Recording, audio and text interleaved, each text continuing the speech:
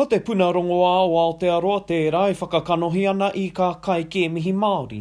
O tira he rōpū āwhina ki ka whānau mō ka kōrero e pāna ki te rokoā. So we decided to re-release this number in pursuit of lending another pair of ears and just the opportunity for whānau to communicate with a Māori pharmacist who can relate and who will be able to provide them with easily understandable information. Ko waru ki te roa mai te timataka o te taumata tūtaka rere wā tuawhā. He o te mautō atu ana te matua, te iho o te puna rongoā o Aotearoa. Arā ko te whakamārama ko te āwhina i raro i te tāwharau o te kaupapa Māori. Our chronic conditions have always been there, so our roles as pharmacists should not change in terms of giving them the information that they are entitled to.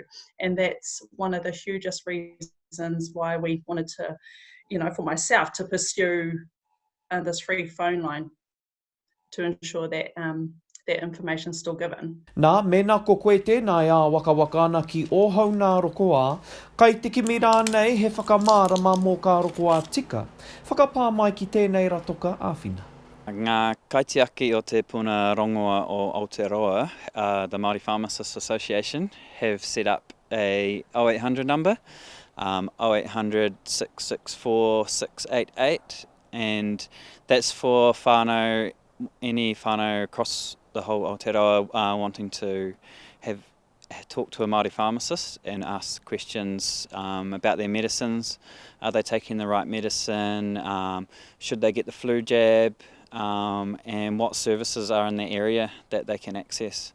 Kia kaha ki te whakapātu Māori mā. Mā te pātai ka mārama, mā te mārama ka mōhio ka ora. He nare te ai ka puanaki Tahu News.